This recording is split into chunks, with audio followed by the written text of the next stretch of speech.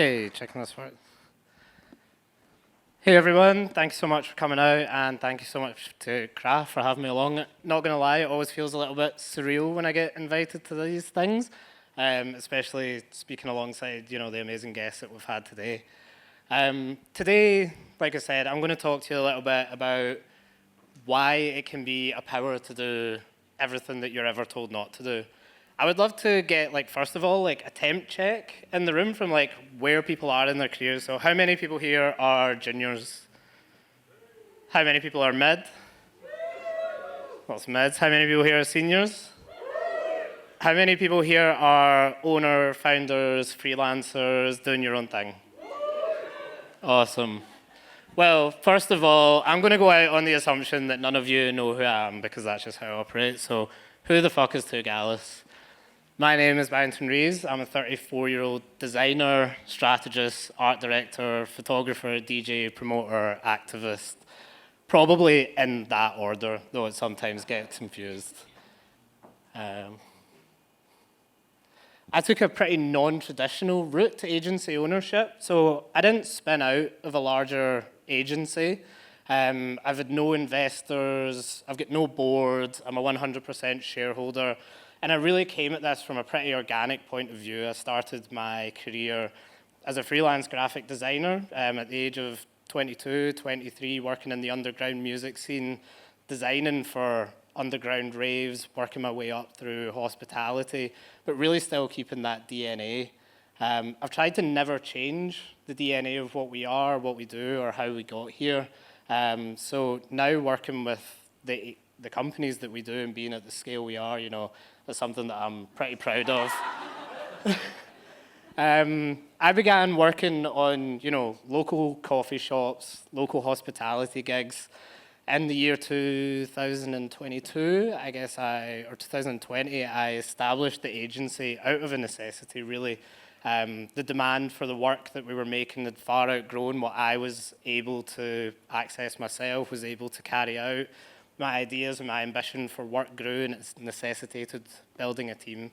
In our first year, we were named Inspirational Team of the Year, Agency of the Year. We won a Drum Type Award against Impossible Foods, who were valued at $4 billion at the time. And then now, where we are now, we are, named one of the top 100 indie agencies in the world. What a mouthful that is. But yeah, super humbling, and to me, it's always just felt like a natural progression. I really grew my agency by trying to build culturally significant brands. For me, it was about designing from the heart. I've never been the most gifted technical designer. What the guys do at the Type Foundry astounds me. When I approach a brand, it's about trying to do it from the heart and soul approach. How can we connect people? How can we build brands that people connect with, almost at a spiritual level? Over the last 5 years, unbeknownst to me, we've built a client list that would make your new head of business kind of quiver in their boots. Chanel, V&A, Disney, Bioma, Coffee Ratcha, Pippin Nut, Face Gym, Pandora. It's been a really wild ride. Oh. Before I go on, I'd like to just take you through some of the work that we do. We are, to my eyes, a pure creative agency. We will take on any creative task, be that from logo design, brand identity, experience design, packaging design. There's no limit to what we do. We're definitely generalists, and it's all about our approach of building something that will create a moment or an experience for a client that connects them at a soul level to their audience. So I'm going to talk you through a couple of our projects. I'm not going to spend too much time on it because I'd really like to get into the bones of why all this matters and why our approach is different to some people. The first piece I'm going to show is the launch of the Royal Enfield's Fly and Flee. This year we were approached by Royal Enfield, one of the biggest global motorbike builders in the world. They just released their first electric motorbike. They really needed a way to invigorate audiences and bring new first-time bike riders into their world.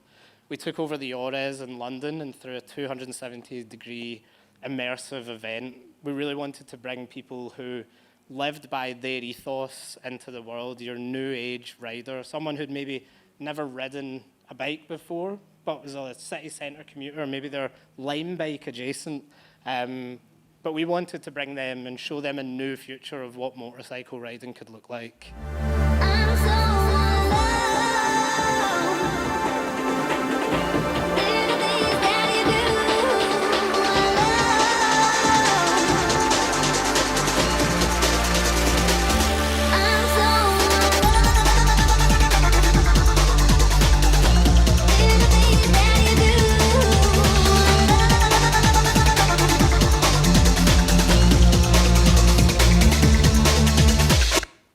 Very fun one. Off the back of our Ores event, we were employed by Chanel. We took over the Roundhouse in Camden, and we threw their incredible winter party. Working with one of the most coveted brands in the world. I think just even seeing that logo, Chanel_logo.png dropping into your inbox, like not pirated, not found on Google, was incredible. We were asked by them to build a music experience, show how Chanel over the years has championed culture. And for us, taking this from a purposeful point of view, showing the breadth of music, the breadth of culture that surrounds that brand and their history, and how could we translate that into an experience that their entire company and their senior stakeholder team could enjoy, was really something special.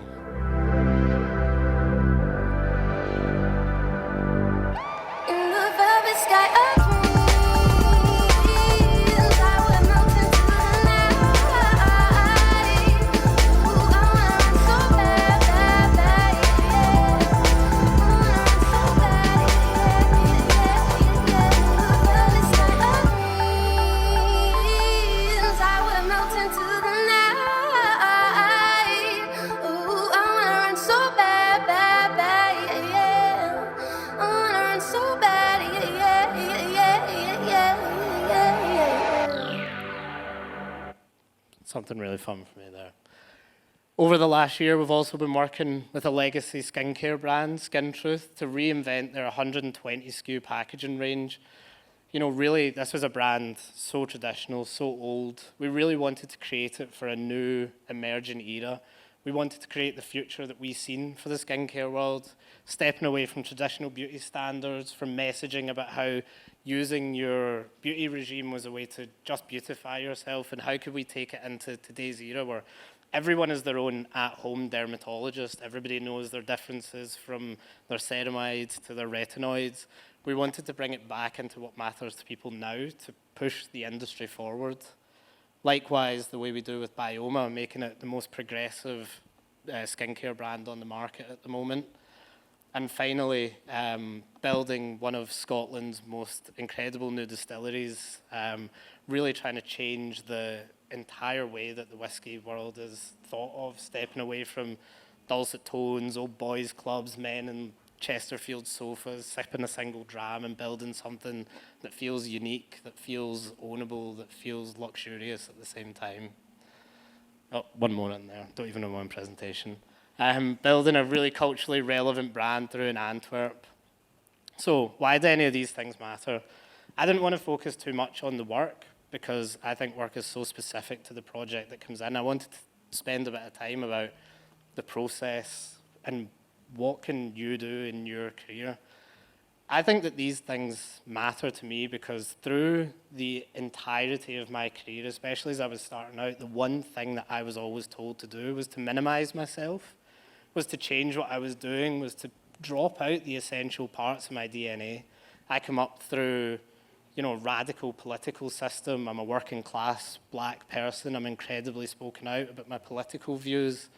I also love to party. I love to party. I love to get on it, like big time. And what is really telling of me is that actually most of the people around me, most of the people in the design industry, in business, particularly in Scotland, and maybe you hear echoes of this in the north, is that I had to abandon all of the parts that felt truest to me to get to what most people would consider success. I was told that I should never, ever, ever post a photo of me drinking on my Instagram, that my DJing should be completely disconnected from it, that I should never throw my political views out there because, God, what if someone from $1 billion company wanted to employ me, but they had different political views? So to me, it really takes conviction to kind of go ahead and stand up and stand for yourself. And I think that we're approaching a time where the world is, more divisive than ever. I think there's never been, a harder time to be yourself, but it's also never been more important.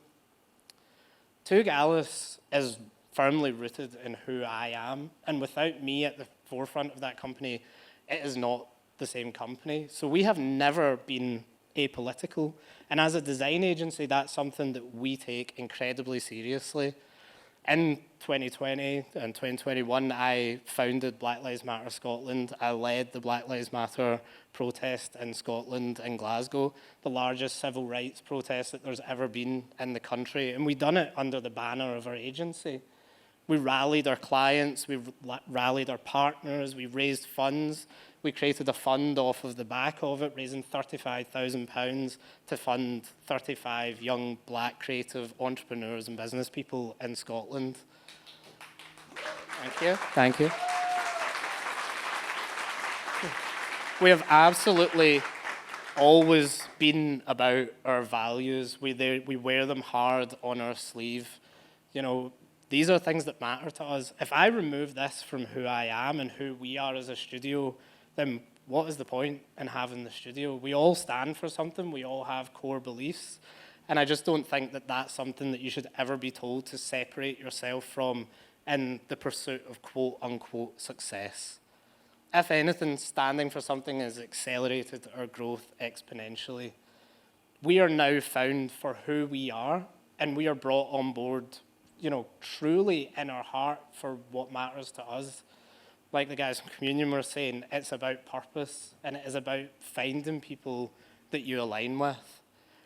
From this, we clearly get projects that we care about. We work with clients that we synergize with, and we work across causes that we're proud of. To me, there's never been a more important time to have a voice. With everything that's going on in the world, I think it's up to us as creatives and people driving the conversation to make sure that we are pushing it in the right direction. I think most of us have more power than we know. We have the power to move, shape, and shift culture. The reality is, the world is looking at what we do. Everything that we do has matter. Thinking of strategy as your runway. It's a great analogy that I always use. We're all kind of our own little Anna Wintour in our way. We actually are standing at the precipice of deciding what most of the world sees. We are deciding how things filter down in the same way that fashion filters down from couture to runway to high street. The ideas that we sell, that we make, that we sit in boardrooms and chop up, and that we put in strategy presentations, the design languages that we use, we are influencing the highest level of community engagement and consumer culture that there is. I always think it's really interesting looking back at, Andy, Devil Wears Prada. It's a great analogy that, she thinks the jumper that she's wearing is just some blue jumper, but it's not.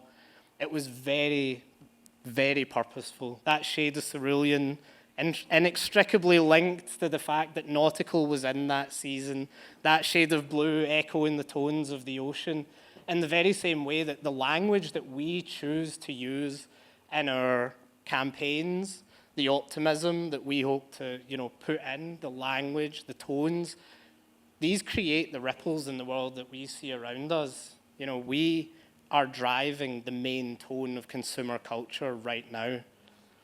We've become like our own crazy Dr. Frankensteins in our own way. People now consider brands in the same way that they consider people. Brands have become so great that they've become their own sort of cultural world. People look at brands and converse with brands in a way that they never have before. We've maybe actually got a little too good at making brands, if I'm honest. People form parasocial relationships with them.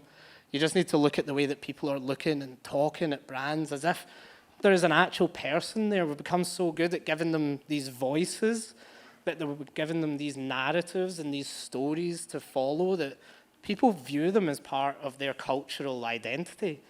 You know, they are like a sneaker brand is no longer just a pair of shoes that you own or that you run in. It's your motivation. It's the reason you get up and you go out and you do that extra 5K that you push. It's crazy that Nike has that power over you, or On. You know, you put on those shoes and you want to go and do that extra run. And because of that, I think we really have a responsibility to make sure that these brands are, you know, good and ethical entities, that we're imbuing in them the type of, I guess, like ethics and feelings that we would want in the people around us. You know, that they should be powered by good social responsibility. We should encourage them to be sustainable. We should encourage them to make good choices. A great example of this, on the face of it, Sydney Sweeney, you know, for American Eagle versus Cat's Eye and Gap. These are both ads. These both done the same thing. People would love to say that these are, you know, two political statements. They weren't put out as political statements. They were put out as advertising, and they both done their job. They both sold jeans. But they both took that in a very, very different direction. American Eagle purposefully stirred up tones of, you know, maybe racial undertones. You know, they took the Cambridge Analytica effect. There is no denying right now that being divisive, that leaning to right-wing politics, that being ambiguous about that type of messaging, it converts. Just because we all in here, and probably, I'm guessing, one side of the political sphere, there is no denying the strength of that type of messaging. You know, it's the reason we're seeing people like Reform, like Nigel Farage rise to the top. They are a massive, massive majority. But it's up to us to make sure that we, at the precipice of brand communication, brand thinking, and design thinking, are pushing the type of messages that Gap have chose to. You know, it's still about buying ads, but they've done it with a diverse cast. They've done it with a great message. They've done it with tones of optimism. Creating a better future needs to be embedded in all of our DNA. Really, at this point, we have the option to choose which angle we are taking, to choose what sort of creative strategists we want to be, what sort of messages we want to send into the world, how we want to communicate, and how we, you know, want to send the future out. I think Communion summed it up great, the best, actually. You know, what kind of ancestors do we want to be? I hope the one thing that you would take away from this, and it's the one thing that I think about often, is that you actually don't have to sell your soul to get to the top and to work with the top 1% of brands in the world. It's something that was peddled into me from when I was incredibly young in the industry, and still is to this day. That if you want to look a certain way, that you want to achieve, then you have to speak, that you have to tone yourself down. I don't think that's true. I think we have the power to imagine futures that don't exist yet, that aren't based off of algorithms and data sets that are harmful, that are bad for our future, that are bad for our economy. I think we have the power within us, within everyone in this room. You know, with your combined talent, we have the power to make a better future. So I hope that's the takeaway from today. Thank you very much.